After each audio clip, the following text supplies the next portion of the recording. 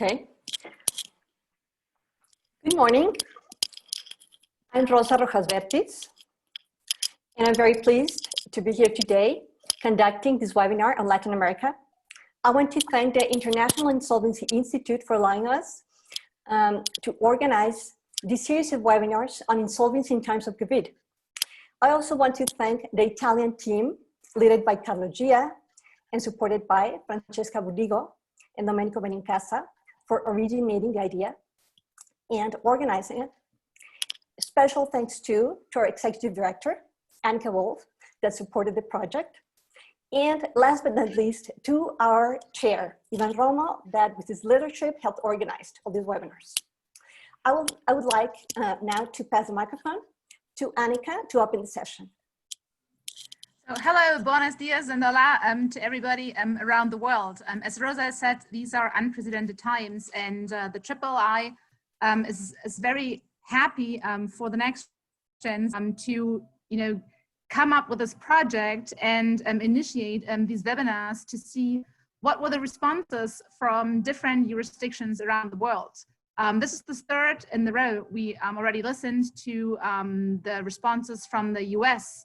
We've also heard yesterday from our friends and colleagues in Europe how important solidarity is. And for today, we are really much looking forward to the later webinar to see what's been happening especially in Latin America and South America, but also have a perspective from the US, from the colleague Adam Swick. So I'm very looking forward to the seminar, and Rosa, it's back to you. Thank you. Thank you, Annika. Well then, let me start by introducing our speakers. We have Luis Manuel Mejan from Mexico. Luis Manuel is an academic in ITAM, a well-known Mexican university. He was the head of the Federal Institute of Experts in Business Insolvency in Mexico for many years, and he's also an independent consultant. We have Fernando Hernandez from Argentina. He's a partner at Marval Farrell Mayral. He specializes in debt restructuring, insolvency, and corporate finance. We have also Thiago Junquera. He's a senior associate of the corporate reorganization and insolvency practice of Pinheiro Neto Abogados. Finally, we have Adam Swick. Adam is partner at Drake Collins & Tsai LLP. He's a US lawyer, but he has a lot of experience in advising Chapter 15 cases with Latin American jurisdictions. He's going to give us a comparison perspective of the Caribbean and the US in this panel. Before we start, let me tell you that we have a Q&A section in our screen. So please, if you have questions for the speakers, you can write your questions there. The speakers are free to answer in writing if they have the opportunity to do so. We will try to leave some minutes at the end to answer these questions. Now, this section is going to, the webinar be divided in 3 sections. We will first discuss the impact of COVID in each of these countries. We will then go over the insolvency issues, and we will finalize discussing what's next in Latin America. So let's start. Luis Manuel. Yes. Can you please tell us what's been the impact of COVID in Mexico? Has there been a lockdown? How extreme has this lockdown been? Has this been strictly followed? What has happened with schools, courts? What has been the economic impact of COVID in Mexico? Okay, thank you. Let me say, first of all, that I thank the III for organizing this webinar and to congratulate all the organization of NextGen. I remember when we started NextGen some years ago, we never imagined that the growth of the initiative were going to be as important as it is now. Okay, that already said, I'm answering your question. I think in Mexico, the situation has been more or less the same thing that it is been happening all over the world. We started with a decree by the government stating that we had an emergency at the end of March, maybe a little late if we compare with what has happened in all other countries. Now we have grown in the impact of the COVID. We are the country number 16 in the list, and the fourth in Latin America, just behind of Brazil, Chile, and Peru, who are ahead of us in number of cases. Since this order declaring the emergency, offices and everything has been locked up. We are closed. We are staying home. And the only things that are operating are stores for food, groceries, and things like that. And activities only the so-called urgent ones. I can say life has changed. I think we have been growing the use of robots, artificial intelligence, but in a way of contrast or a paradox, we are becoming more humans, I would say, because we appreciate what is the human touch, even if we are using this kind of technology as we are using it right now. We were accustomed to WhatsApp, to email, but now Zoom, Teams, and webinars are all around us. I hardly imagine what is going to happen next, but I think we will talk about insolvency and what's next in the next two period of questions and the other two sections. That's my point of view, Rosa Maria. Okay, thank you, Luis Manuel. Fernando,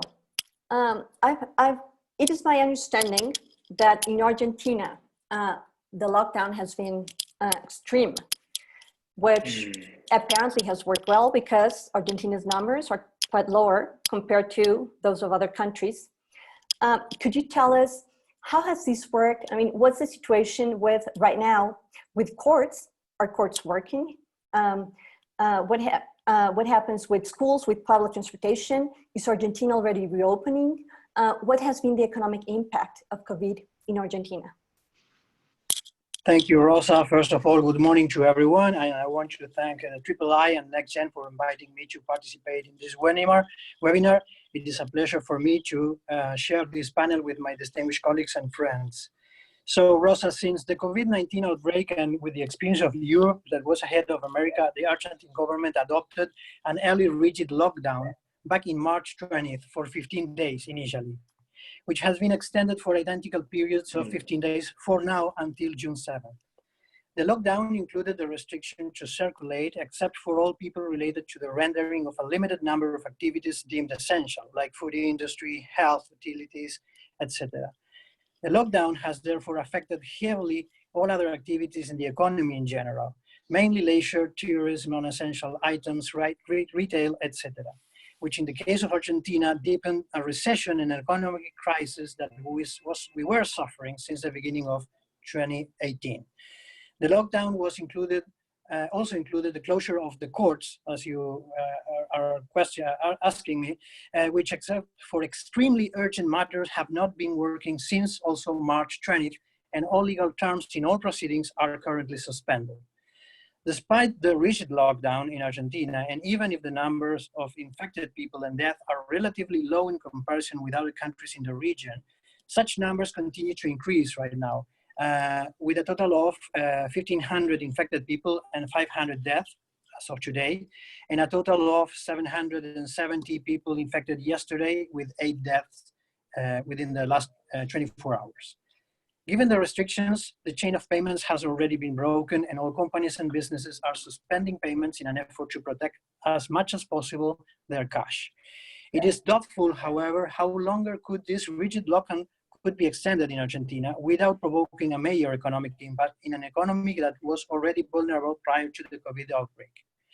When the COVID-19 outbreak emerged, as you may know, Argentina was already facing, again, a deep recession, high inflation, currency depreciation, and the need to restructure its sovereign debt, which is now again in default since May 22nd, while the government continues negotiating with the bondholders. So the situation is in Argentina very similar to other countries in the region, but as you know, Argentina is now more vulnerable because of the situation that it was facing immediately prior to the COVID outbreak. Okay, one question. You mentioned courts are not operating, but then not even urgent matters like insolvency cases could be considered urgent matters, or that's not happening? No, that's not happening. There is a single case where a court admitted a petition, a reorganization petition, a digital petition. There is another case, which is the largest case right now in Argentina, where the filing of the petition for reorganization was made immediately prior to the suspension of activities. And then the court established the schedule of the process, including the period for filing proof of claims, which would elapse in June 9. What the court in that case already approved now, a couple of weeks ago, is instructing the receiver in the proceeding to prepare and adopt the measures to receive all the filings of proof of claims digitally, online. So that is something that the receiver was working on, and the receiver will receive all these filings digitally.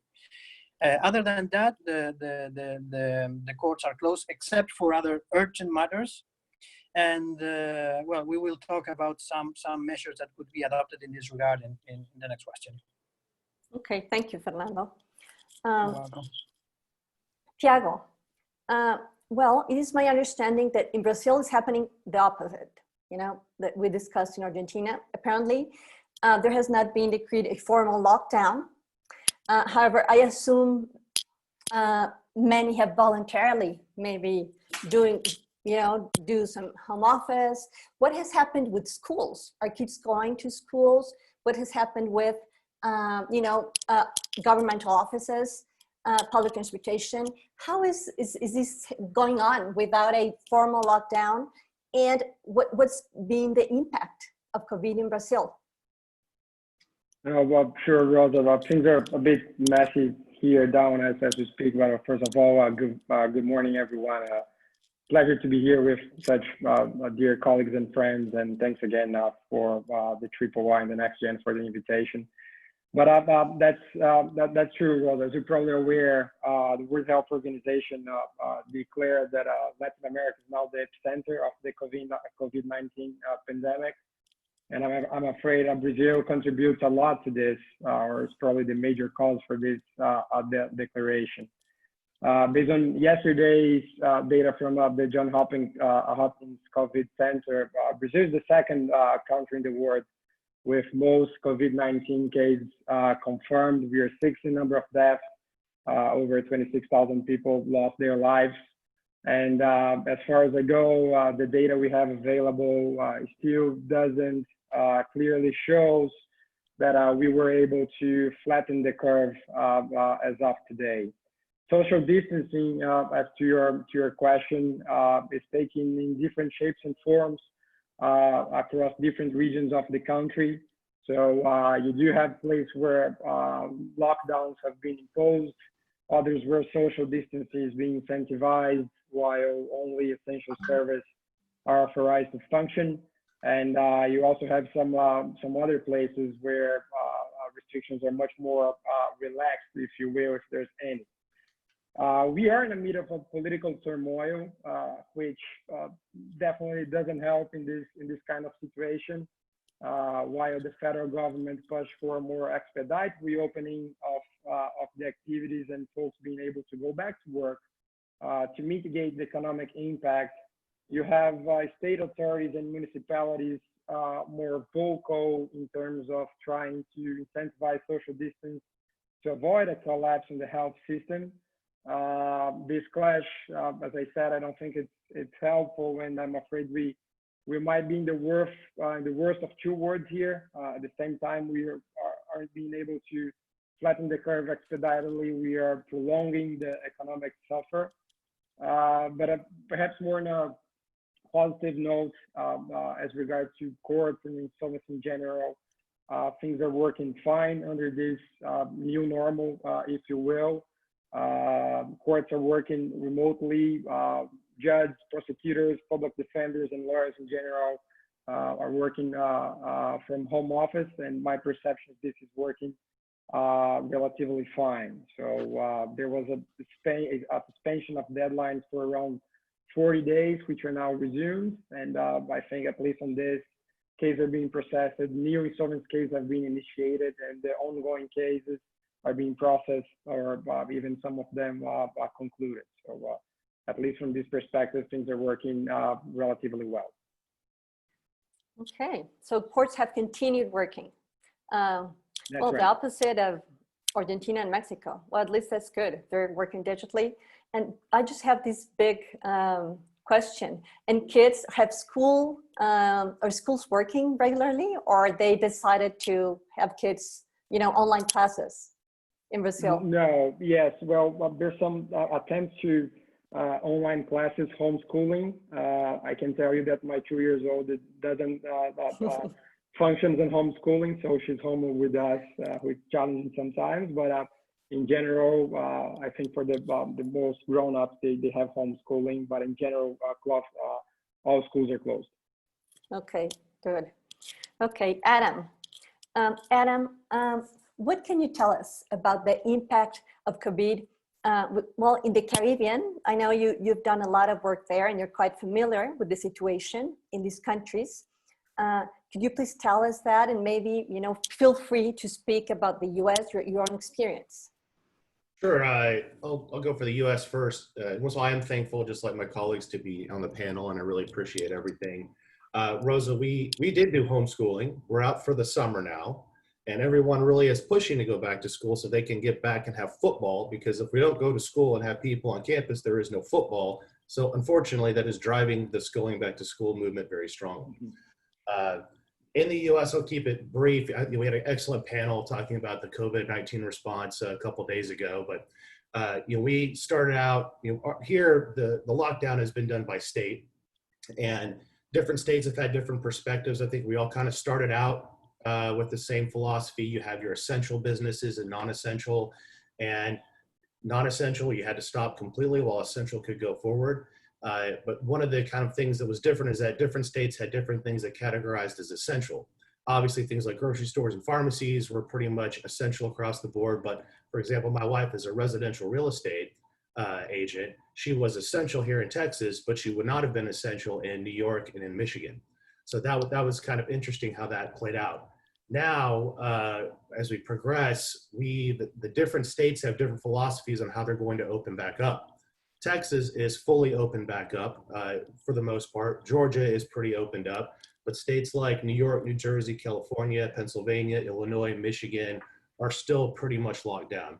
And the media is really doing its best to make this a party ideological argument, saying that the Republican-led states are going to be opening up, the Democrat-led states are going to be locked down, and you've got all this being politicized by our president who's, in an election year.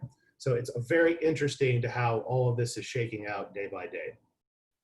On the Caribbean side, obviously completely different than a state like Texas, right? It has a large population and a lot of land. Caribbean does not have that, and they have very low hospital capacities in most of the islands. And so it's completely obvious that they'd be really scared when all of this news came out. And consequently, they really have strong lockdowns. And I think it's very fascinating what they're doing.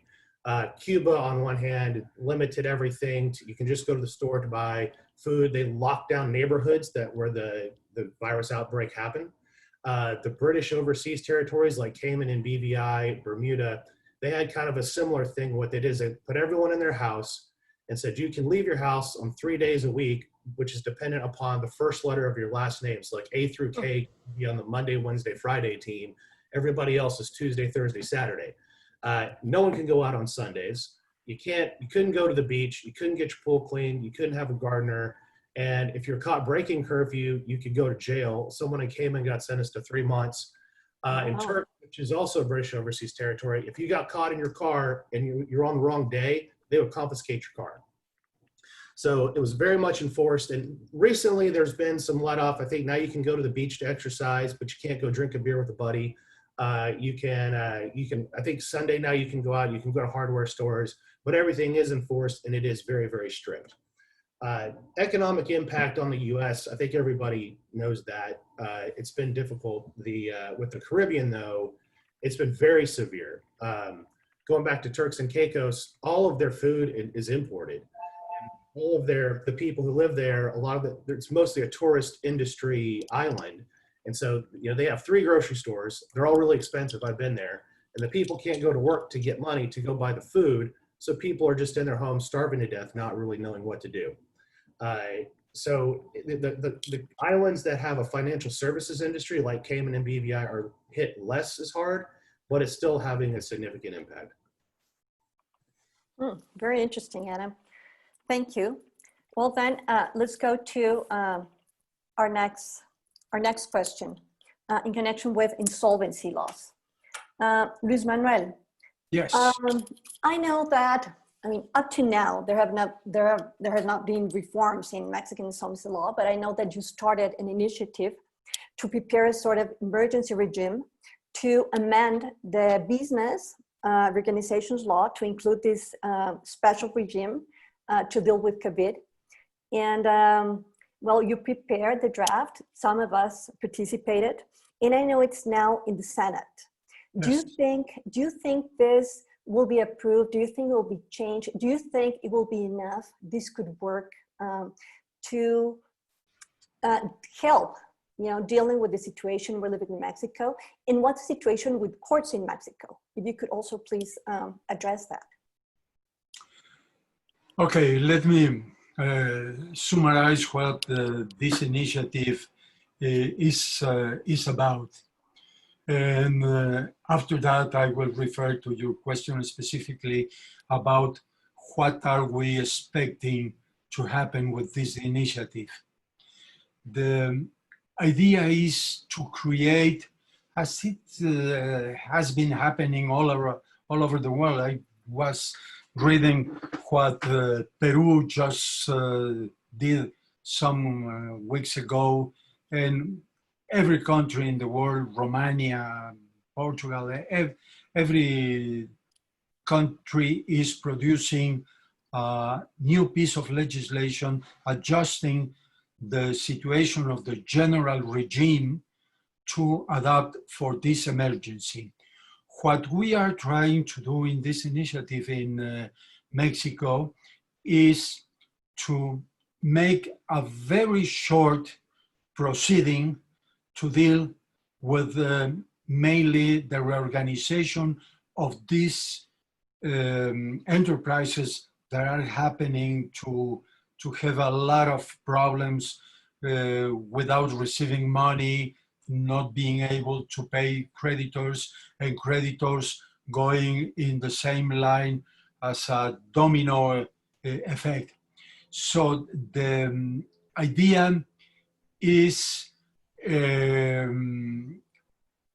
that this piece of legislation is added to the statute, or the insolvency statute, in order to apply only in cases of emergency as we are now. And we are thinking also that could be used in cases like hurricanes or earthquakes or all those natural phenomena that happens frequently in our country. We had the idea from the German legislation that has a provision dealing with the floods in some part of the country, which happens frequently, as we were told. So we are creating this piece of legislation to stay on the law for cases of emergency. The regular proceeding is not changed. The proposal seeks to create a procedure of an extraordinary nature which serves as a tool to achieve the restructuring of merchant debtors. As I was telling, it only applies in the event of a fortuitous event. Let me add also that the procedure may only be requested by the debtor himself, not is going to allow creditors to file for the debtor's insolvency. Creditors will have to go to the regular proceeding. The proceeding, this emergency proceeding, must be processed electronically, only electronically. And our government and mainly the judiciary power have all the means to do it. The judge must immediately receive and declare the bankruptcy, and then the proof of claims starts. And once is defined this proof of claims, then the idea is to reach the agreement. If the agreement is reached, following all the normal percentages of rates and classes of creditors, then the concurso mercantil, as we call it, is over. Otherwise, then we have to proceed to go to liquidation as any other case can be done in the normal way. I think that's the idea. What are we expecting? Now Congress is in recession, is not working.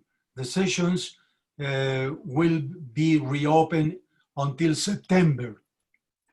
We are waiting the chance to be an extraordinary period of sessions, and if that happens, we are confident that we can put our bill in the agenda to be enacted. Otherwise, we will have to attend until September, and then the discussions will come with the ideas of all the political parties and the government and all the forces from society. But we are confident that we are going to get this piece of legislation enacted. And we are now spending our time lobbying with the main forces important to the process to achieve this goal. I think that's a summary, Rosa Maria. Thank you very much, Luis Manuel. Alejandro, Fernando. Can you please tell us what measures have been adopted in response to Gavin in Argentina? What are the reliefs available? And if there are special regimes, reforms, special measures in connection with insolvency law in Argentina? Yes, sure, Rosa.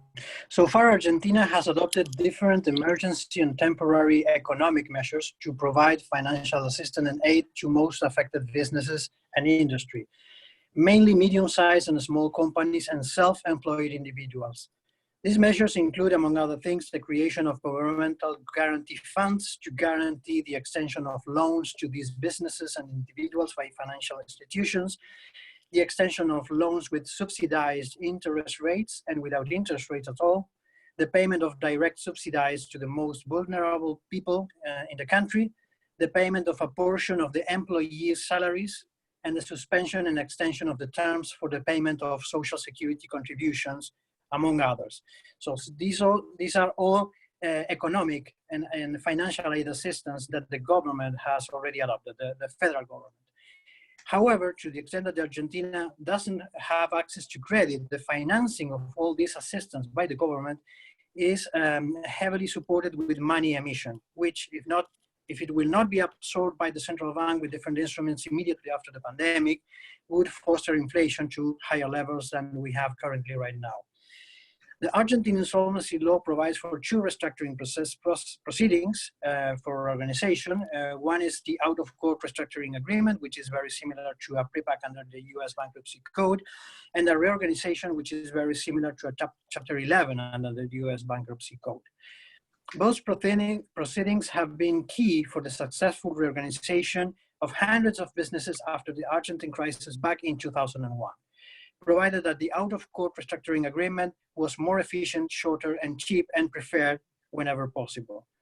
However, the current crisis is exceptional and has a singularity all across the economy. It causes to the business and companies an operative problem and a cash flow restriction due to the close of businesses and economic recession. Therefore, the relief of the insolvency proceedings is not enough. The restructuring processes could help the debtors in restructuring their financial and commercial pre-petition indebtedness and suspend and or reduce their cash needs to service principal and interest payments under that pre-petition indebtedness. However, in Argentina, at least, it does not give any relief for the cash flow problems to cover operative expenses required to keep the business ongoing and post-petition debt, which must be paid in their original terms. So far, there have not been any amendment to the Argentine insolvency law, and there are a few number of proposed draft bills in Congress, but most of them addressing only the suspension of bankruptcy petitions, the reduction of certain proceeding terms, and the extension of others, for example, the exclusivity period for formulating and obtaining the approval of a reorganization proposal in a reorganization proceeding, and the term for the performance of the restructuring proposal, for example. None of which, however, address the financial needs of debtors in possession. That was because why I was mentioning in a prior question that despite the courts are closed, some of the measures that the Congress is thinking to adopt will include the continuance of the suspension of certain of these proceedings, like for instance, the bankruptcy petition.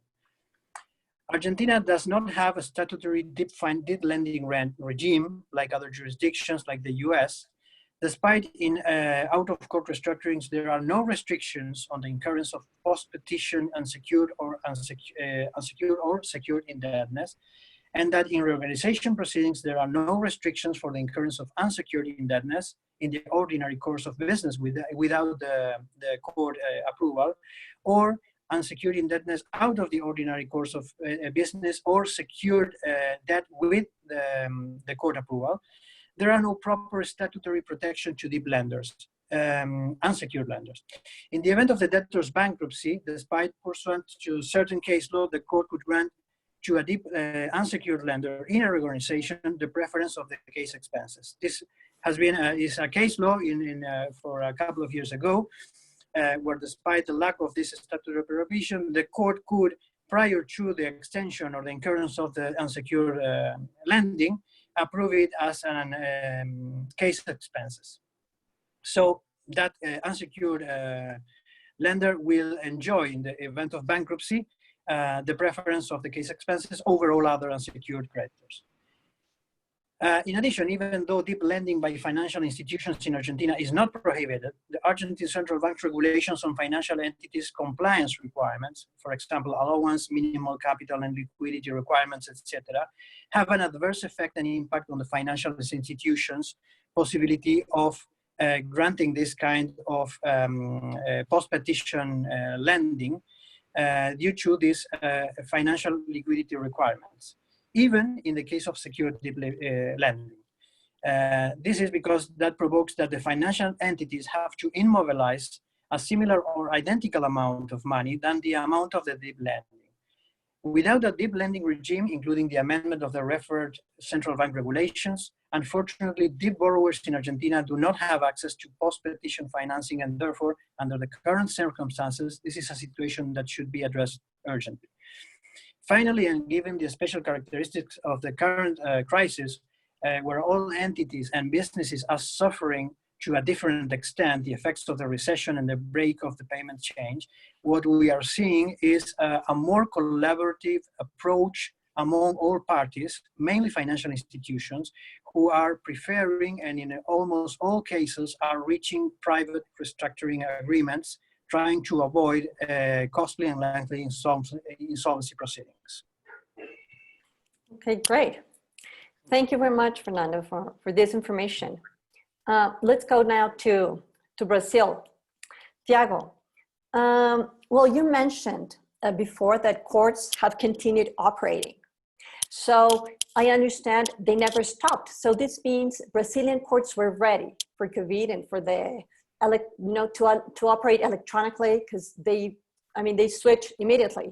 And I understand cases continue regularly. I mean, you said there was a stop and maybe in the timing and the terms for some filings, but other than that, courts apparently operate regularly, which is quite good. What else can you tell us in connection with the insolvency situation? Are cases rising? Are out-of-court restructurings taking place? Are there any bills or amendments to insolvency law? No, sure, Rosa, thanks. I think no one was prepared for this pandemic, but I must say that at least from my perspective, I think things are, courts are working generally fine under the new normal. But to your last point, and I think this is probably the most relevant for us to cover here, there is a lot in Brazil going on as in respect to amendments to the insolvency regime in general.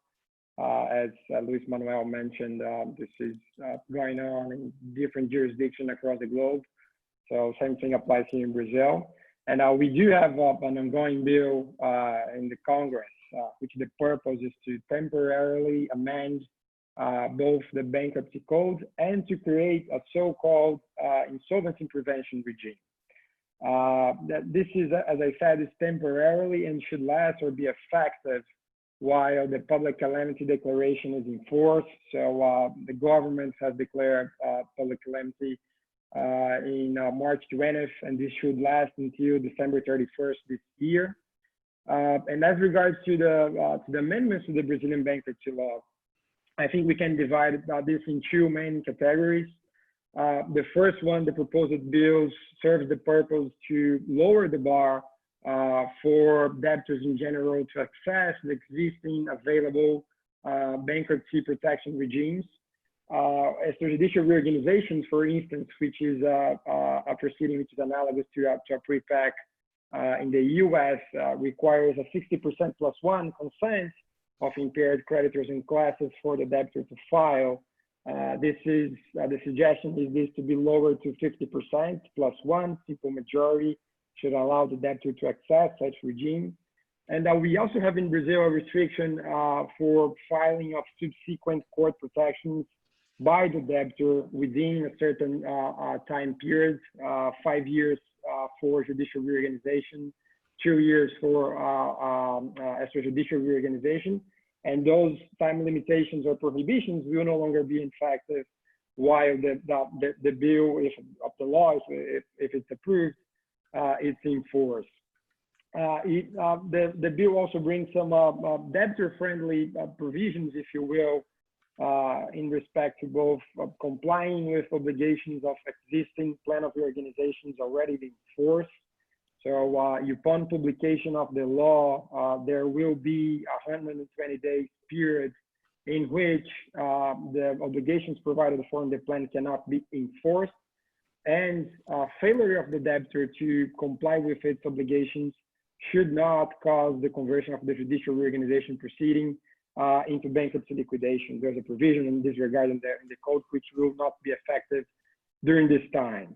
The bill also brings the ability for the debtor to amend an existing plan of reorganization. This was to a certain extent disputable under Brazilian bankruptcy practice. It's now being expressly authorized, and which I think is probably more remarkable. This amendment to the plan may also impair post-petition obligations. There's a major development. This is very relevant.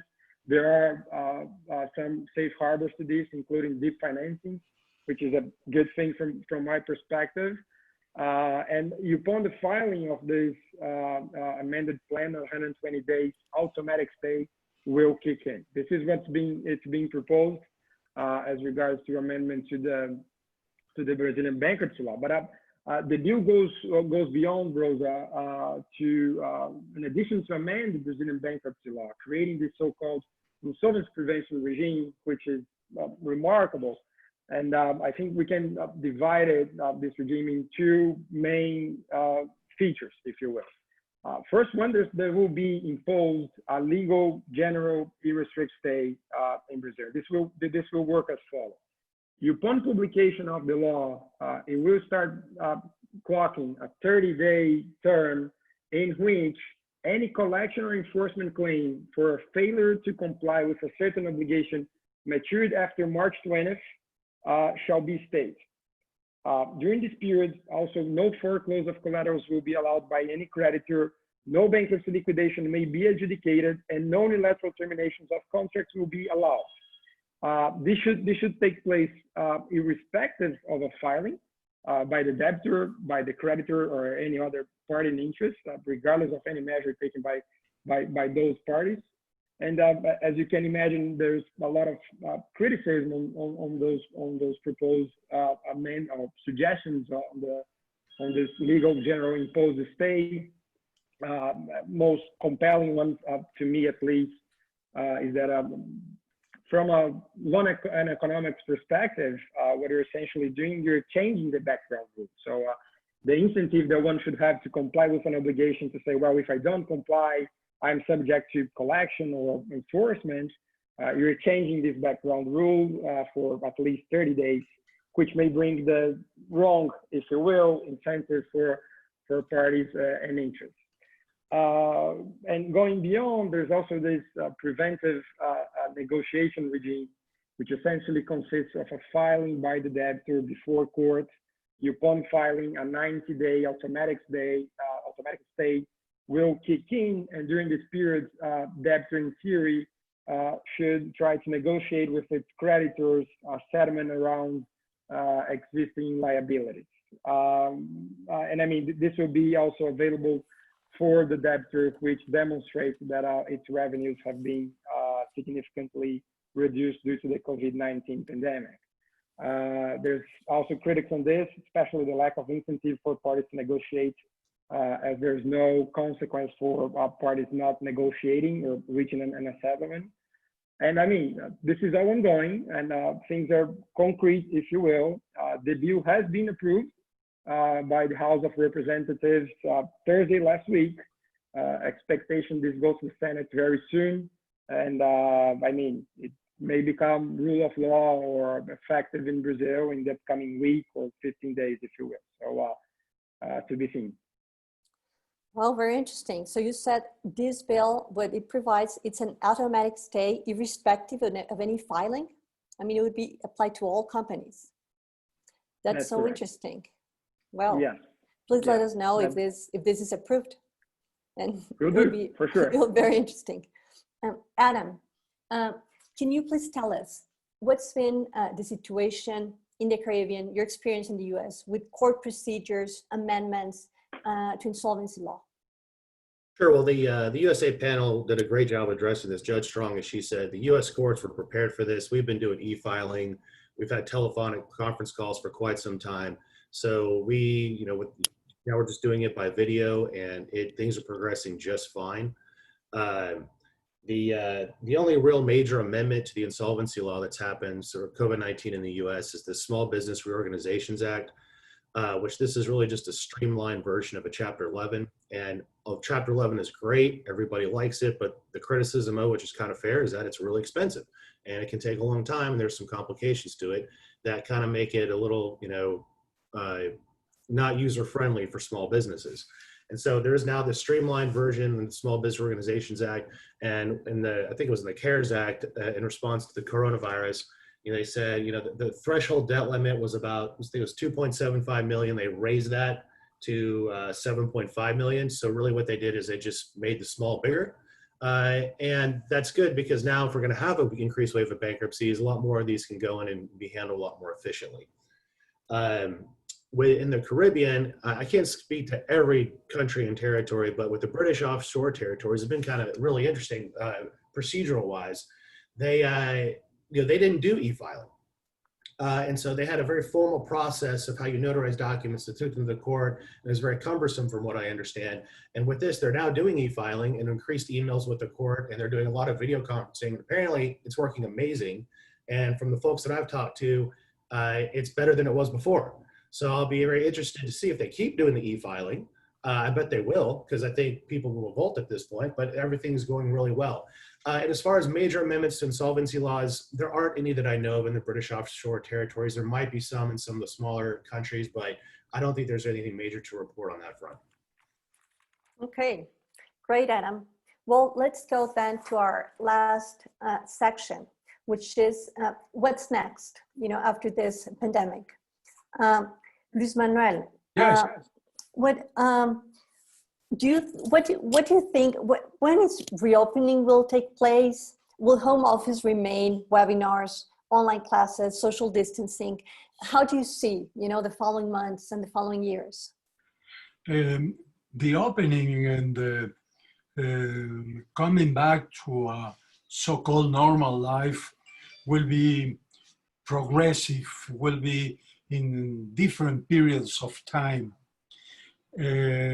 So far, we have now one date, the 1st of June, to open some things, the June 15 for others, June the 30 for others. Schools, for instance, are thinking in opening until September, maybe, or maybe the last part of August for the new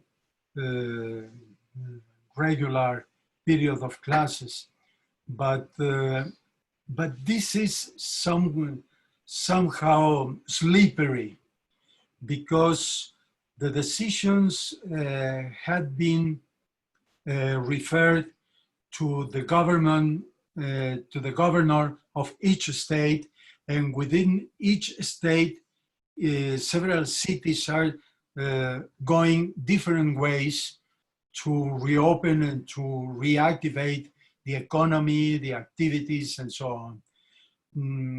I think people is getting tired of being locked down, and that can be a problem, because we are now seeing, not only in Mexico, I was watching the news in every country, the virus is still there, and it's becoming active, and the number of cases are increasing. So I think we have to learn to live with that. As I mentioned before, the use of technology will stay in our day-to-day life. What pandemic has done is put an accelerator in the use of robots and artificial intelligence, as I was telling you in your first questions. And I think that business meetings, academic events, lectures, conferences, congresses are bound to be conducted in those digital meetings as this one we have learned to use during the pandemic. What I expect is trials and proceedings in courts are going to increase the use of technology in order to be more effective and more simple to manage, and discarding all the paper work that has been accustomed in our legal system.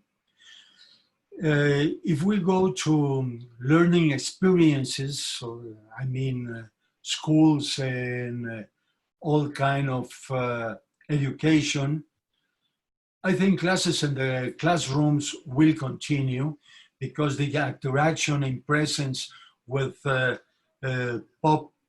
pupils and teachers are really important.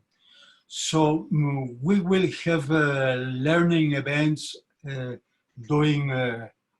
this technological means in a great amount, but the face-to-face classes or activities are going to stay. I think that this kind of webinars will become an usual way to do academic events. We have canceled our meeting in New York in a couple of weeks. We had previous canceled the Hong Kong meeting and we moved to New York. And now we had to cancel New York, and we are having all these events or those webinars in replacement of those congresses. The presential congresses are not going to finish because the human touch and the talks we do between lectures, between panels, and during social events are sometimes more important than the learning experiences themselves. And finally, I think that we are hoping, at least in the insolvency field, that our proposal will become part of the law. So we will have a tool to deal with similar situations in the future. We hope also that the experience of using this new proceeding, abbreviated, and I hope and expect that the experience will be a good one, will rise the use of insolvency proceeding. In Mexico, we use very little number of cases coming to insolvency, and I hope this will be the situation of increasing the use of the insolvency regime as a tool to achieve the goals of reorganization or liquidation if necessary. That is what I'm foreseeing in Mexico. Thank you, Luis Manuel. I agree with you. The social part, of congresses, academic meetings, it's important to have a dinner, to have a chat. It is kind of difficult to do it by Zoom. I mean, we could have the academic part, but the social part, I don't know. We miss it. We miss it. It's as important as the academic part of the lectures and the show of academics and knowledgeable people. It's wonderful that having the chance to exchange experiences and ideas is invaluable. Agree, definitely. Fernando, what's next in Argentina? Well, yes. Also, I miss that part. I miss the social contact, right? So I hope that in the near future, I think that we have many learnings from this pandemic, but I hope that everything comes to normal as it was in the past, with some exceptions, right? So one of the exceptions is that the pandemic forced all of us, at least in our profession and other similar professions, to work remotely from our homes. Something that was not even imagined a couple of months ago, like firms like all ours, with hundreds of lawyers or whatever the number of lawyers is, could work completely and entirely from home. This experience shows that this is perfectly feasible, and despite yet we will need this physical space and we will need personal interaction. Certainly in the near future, things will not be exactly the same. Probably we will go to the office not every day. We could save or have savings in workspace, reducing the real estate cost, and other similar changes in the future. In the case of Argentina, as we mentioned, the courts have been closed since the beginning of the lockdown, except for very urgent situations. This situation will also derive in a faster digitalization of all court processes in Argentina. This is something that is not new. This has been tried to be perfected or implemented a long time ago. The problem has always been the financing of the costs of that digitalization. So we think that in the near, or expect that in the near future, this can be resolved to extent. Now you don't have probably to pay for the development of a special program. You have many right now applications and social media that are much cheaper and that can help. So hopefully that is something that will change in Argentina. In respect, other than the courts, other agencies and regulatory authorities have been working very well digitally, completely digitally. For instance, this Argentine Securities Commission has been working normal. There are others that have been working pretty normal, but this is something that for sure should change in all cases in Argentina as in other parts of the world. Also, we expect that the day after, many other social activities and customs may change. For instance, what I saw in the newspapers a couple of days ago is that drive-in cinemas are again back. And yes, that's true. yeah. So in respect of conference and webinars, I think there are many webinars like this and will be in the future, because this is a very useful tool in order to have webinars and seminars. But yet I think that we will keep having the physical conference and seminars because in addition to all the educational programs, physical presence and social interaction is one of the main purposes of such events. So I expect again to see everything back to normal very soon. In the case of Argentina, we don't know yet. There's a different situation in the city of Buenos Aires and surroundings, where you have the more conglomeration of people. Of course, there are some states of Argentina that haven't reported any cases within the last days, so they are more flexible now. But in the city of Buenos Aires and other large cities, we are reaching the peak, or at least the number of cases are increasing yet. So probably we will see the rigid lockdown, at least in these regions, to continue for a couple of weeks, hopefully, or 1 month or more. It depends on the cases that we see every day. Thank you, Fernando. Very interesting. Thiago, what's next in Brazil? Home office in line? Courts will continue operating electronically, maybe? What do you think? Well, Rosa, so I think in terms of the social distancing, and I think there's still no consensus among specialists that the contamination rate is effectively decreasing. But as we speak, there are some reopening plans becoming more concrete. São Paulo State, for instance, as of last Wednesday, released a soft reopening project. This includes the capital, the city of São Paulo, where I'm based. And this means that as early as next week, things might start reopening in São Paulo, which includes parts of the retail and office in general. So God help us, let's see how this develops. And for the restructuring world and for local practice more generally, Rosa, I think there's a very relevant practical aspect here, which is technology will continue to play a major role. This is my belief in terms of next steps. For instance, in Brazil, general meeting of creditors were always held in person. So there was a lot of, waste of time, money, and energy for all the displacements involved in going for an in-person meeting, sometimes in other states.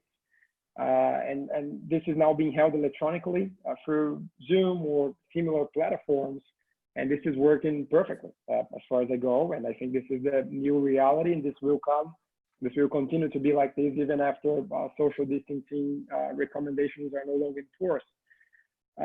And to the insolvency more generally, I think there's a number of papers and analysis today from investment banks and financial advisory firms suggesting that we will face one of the biggest, if not the bigger, wave of restructuring and bankruptcies in Brazil. And this is a natural consequence. So will be, I heard some folks speaking of a retraction of 2 digits of the Brazilian GDP. So naturally, you have a consequence in terms of restructuring. So to be seen, but I think the profession in general will be busy for the upcoming months. But I mean, challenging times for sure. But I tend to be optimistic by nature, and I do believe that we'll come out of this stronger than we were before as a society. At least this is my hope and belief. So to be seen. Definitely. Technology has come to stay. Adam, how about reopening? Reopening in Caribbean countries. What can you tell us about the US changes? With you, I can be brief. I know we're short on time. Like I said, with the US, I think we're going to be reopening in the fall for football. I really do believe that. American football too. Like it's going to happen. With the Caribbean, is really kind of interesting. Looking at the countries that are reopening, countries and territories. So here's a quick list. You have Aruba, which is going to open up in the last 2 weeks of June. St. Lucia on June 4th, Antigua on June 1st, the Bahamas July 1st, and Grenada in June. Bahamas has had a lot of COVID cases. I looked that up. Some of these other ones have only had 1 or 2. So these are all planning to open up. And what's interesting about this list is that these are all non-British offshore territories, and they're all tourism-based economies. Cayman and BVI, however, they don't open up until September 1st. And I've talked to colleagues in Cayman, and they said, we don't really believe it's going to be September 1st. The Cayman authorities have already told the tourist industry not to expect anyone here until 2021. And so what's interesting about that is that they do have a large financial services industry, so I think they have less incentive to be pushing for an earlier date. So it's kind of interesting, kind of like I talked about in the first topic, the different incentives and different thoughts between, you know, liberty, economy versus safety and the lockdown. You can kind of see it playing out, one in the United States and the different states and how they're doing things, but also in kind of these Caribbean countries. Like I think several of these governments have just said, we just can't afford to stay closed. Well, I've seen all the Q&A, you know, the questions were answered by the speakers. I thank you very much for doing this. And I thank the speakers for this awesome webinar. I mean, all the information you gave, so interesting. You were so cute. I thank you very much for your interest and your participation. I also want to thank the audience. Thank you for joining. It was a great pleasure for us to have you here. Please remember, we have 2 more webinars next week. We have one on Wednesday, which will also be in Europe. Europe has taken so many measures to deal with COVID. We can learn so much from them. So let's watch it. Let's not miss it. It's next Wednesday. And then Thursday, we have another one in Asia. That's going to be the only one in Asia. It's going to be very interesting too. So please, let's follow them. And again, thank you very much for joining. Thank you very much. Thank you, Thank you all. Thank you for the invitation. Thank you. Bye-bye, everyone. Bye. Thank you. Thank you. Bye.